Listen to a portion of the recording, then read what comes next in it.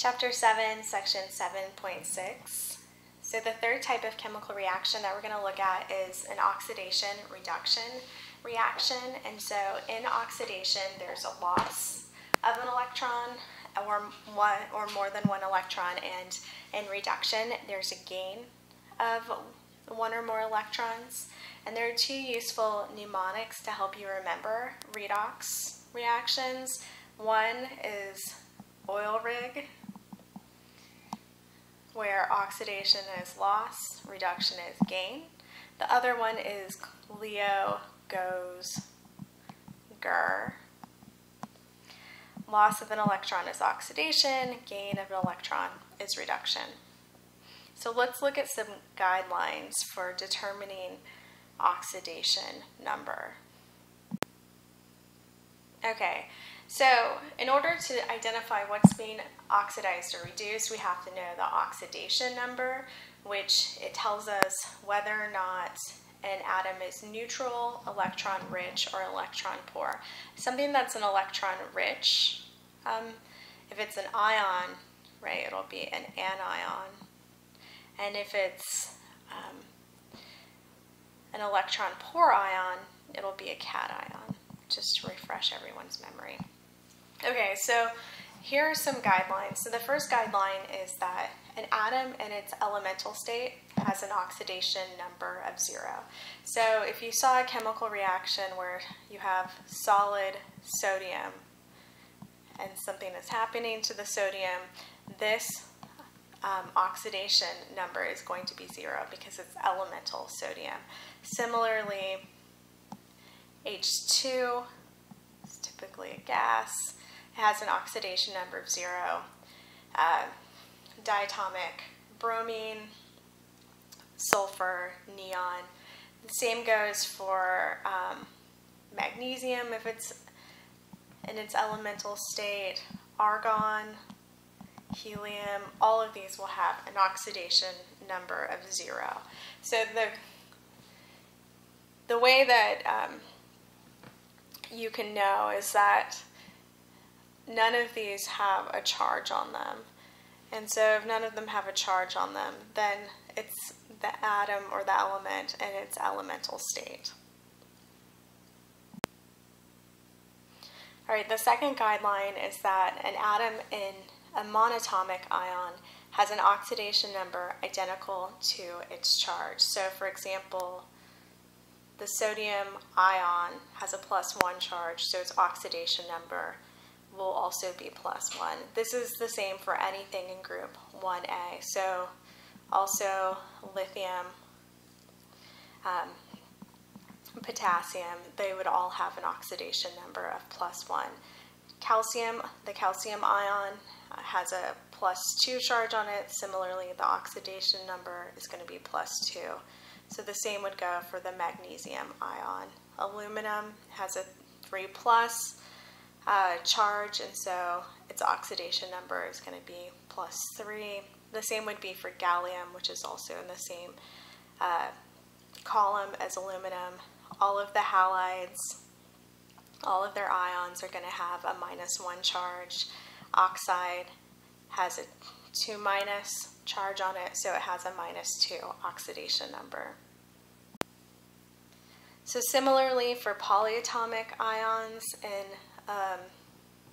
they usually have the same oxidation as if it were a monatomic ion, and it's the same for even molecular compounds. So for example, we know that hydrogen can either be +1 or -1. So here we have the hydroxide ion. In the hydroxide ion, hydrogen has a +1 oxidation number, but in calcium hydride, over here on the right, hydrogen has a -1 oxidation number because hydrides form when hydrogen loses or when hydrogen gains an electron.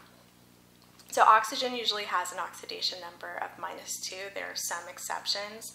So here you can see in water, oxygen has an oxidation number of -2, and each one of these hydrogens has an oxidation number of +1.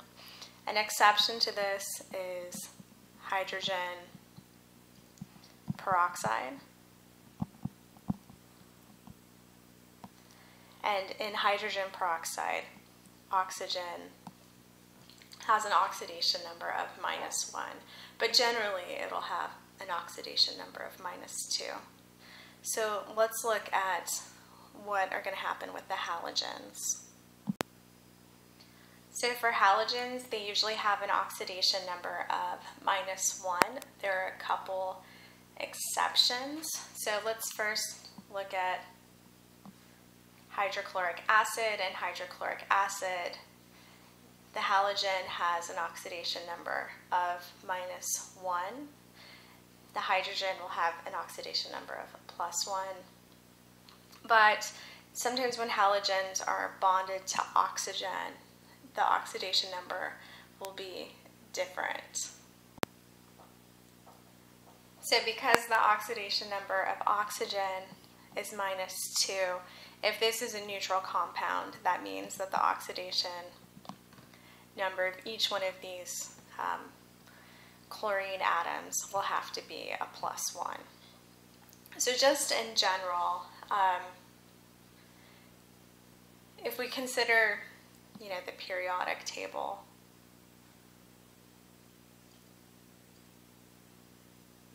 things that are more cation-like are going to have, things that are metallic are going to have positive oxidation numbers, and things that are non-metals or more anion-like are going to have negative oxidation numbers. Okay, let's look at the fourth rule. It's the most important. It's that the sum of the oxidation numbers is 0 for a neutral compound, and it is also equal to the net charge for a polyatomic ion. So, for example, for a neutral compound like water,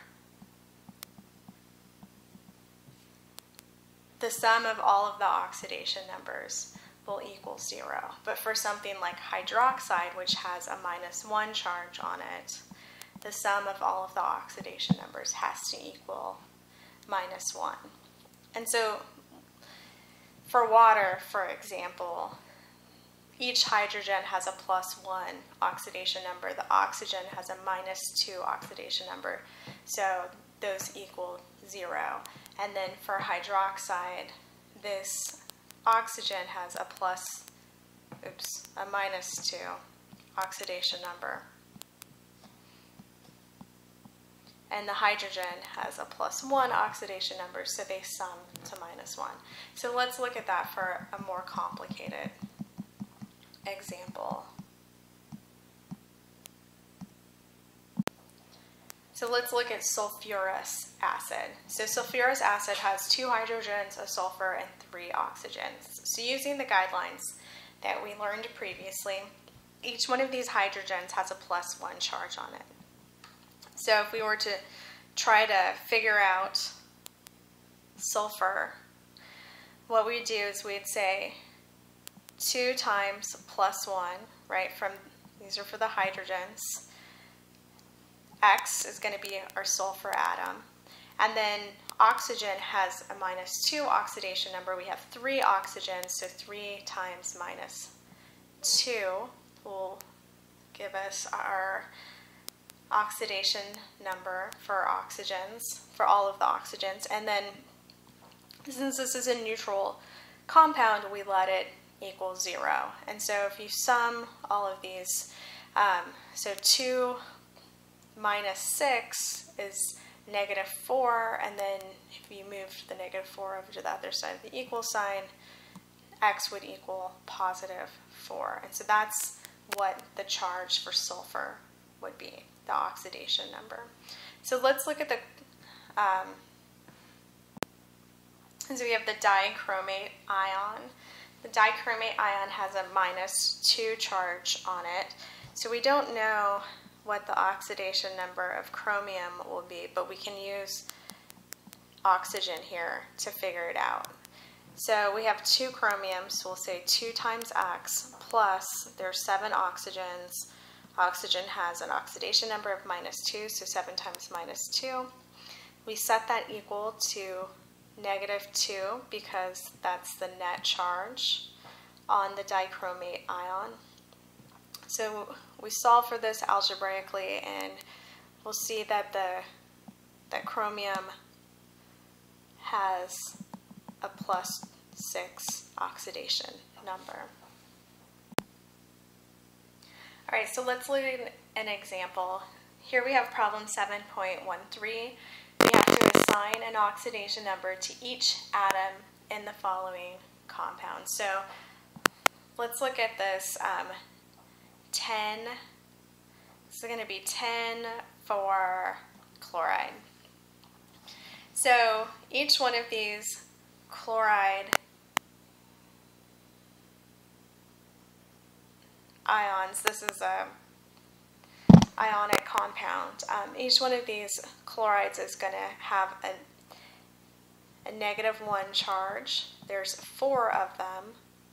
And if there are 4 of them, and this is an overall positive or overall neutral compound, then 10 is going to have a +4 charge on it. And each one of these chlorines has a -1 charge on it. But you could also solve this algebraically. So you would say 4 times -1 plus X is equal to 0. And if you solve for X, it's going to be equal to +4. But this one's so simple, there's really no need to do that. So let's look at this next one. So this next one is chromium 6 oxide. And so each one of these oxygens has a -2 charge. There are 3 of them. And so this chromium is going to have a +6 charge on it. Again, we can show this algebraically. We have 3 times -2 plus X is equal to 0. So X is going to have to equal +6. So let's look at this next one. This next one has vanadium, oxygen, and chlorine in it. So these chloride ions are going to have a -1 charge. There's 3 of them. Oxygen has a -2 oxidation number. And then we have our vanadium. We don't know the oxidation number of vanadium. And this is a neutral compound, so it's going to equal 0. So we have a -3 minus 2 plus X is equal to 0. And so X is going to equal +5. All right, let's look at the other 3 in problem 7.13. So we have this compound with vanadium and oxygen, and there are 2 vanadiums. So oxygen is going to have, each oxygen has a -2 charge.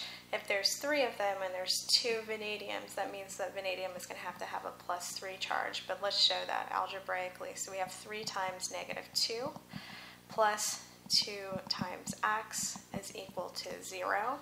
If we solve for X, we'll see that X is equal to +3. All right, let's look at the oxidation numbers for nitric acid. So hydrogen will have a +1 charge. Oxygen will have a -2 charge. There's 3 of them. So that means that nitrogen will have a +5 oxidation number, but let's show that algebraically. So we have 3 times -2 plus 1 plus X is equal to 0.